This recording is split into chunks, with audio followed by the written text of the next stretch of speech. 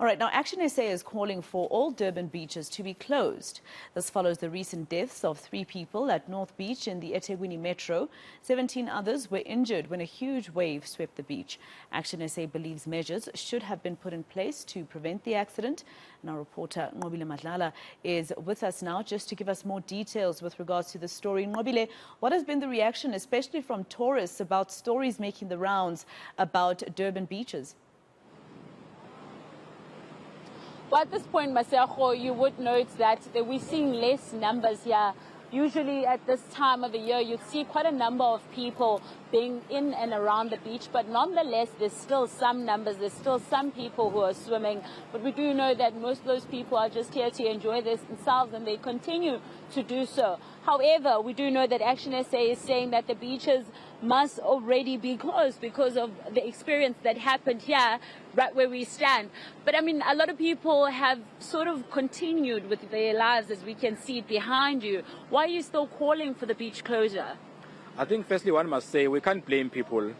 The municipality is the one calling people to come to the beaches, despite knowing very well there's a high E. coli on some of these beaches. And which is very shocking for us that the city is still arrogant. We understand the issue of economy. We want to see economy grow. We also want to see people coming to eThekwini. What is shocking is that city knows exactly there's an issue with water quality at a moment where we are saying, on top of that, there's this leaked report which concerns us. This report made some findings and made some recommendation. And one of the important findings outside the issue of supply chain processes that are not being followed on procuring the service of lifeguards, it states that the companies provide the service doesn't have accreditation to actually issue valid certificate. They are citing the report by Department of Labor. They are now recommending that the city need to ensure that whoever comes as a lifeguard here have actually a valid certificate. Now, the question you are having is, how can you have people working at the beaches to say they can work without valid certificates? How can you assure safety of our people? Because the lifeguard have 3 responsibilities. The first one is to prevent incident like the one that happened last week. Secondly, they must rescue people. And thirdly, they must provide safe first aid. Now, the first question is, at a moment, we want to dispute the issue. It says there was a freak current here. There was no freak here. It was a rip current, with a normal current. It happened on a day-to-day basis. As I'm sitting here right now, behind me, there is always a rip current. But lifeguard, to protect people, they must be able to see if they are well trained. They must be able to see the possibility of a dangerous rip. That's when they're able to stop you from swimming. So right now, we are saying we don't know whether lifeguards who were here on the day were able to see the danger or not. If they couldn't see the danger, are they well trained? Because it's not for us to argue whether they're well trained or not. We are saying there's a report by City Integrity, not us saying that. The report done by the municipality itself, they've done investigation, it must be implemented. That's all we are saying. We are saying, in the meantime, close down the beaches up until you can assure residents and people coming here to say they are safe. Because at the moment, people don't stop coming because they know the city is saying it's safe. So we are saying to the city, do something responsible. Put the life of our people first, not money. Economy will come and go, but the life, you can't recover your life. Yeah, but at this point, we understand that the beaches are still open. So then what happens now? Are you going to do anything about that report? Look, at the moment, we're also asking our legal team to look at it. I've asked them to look at it to see what implication it have at the moment. What can we do moving forward? But all we are saying to the city leadership, just listen. You know, they need to go to court about these things. Do the right thing. Just close down the beach temporarily. I'm not saying permanently. We are saying close them temporarily up until you ensure that the recommendation of that city integration report is implemented. That's all we are asking. That's something difficult.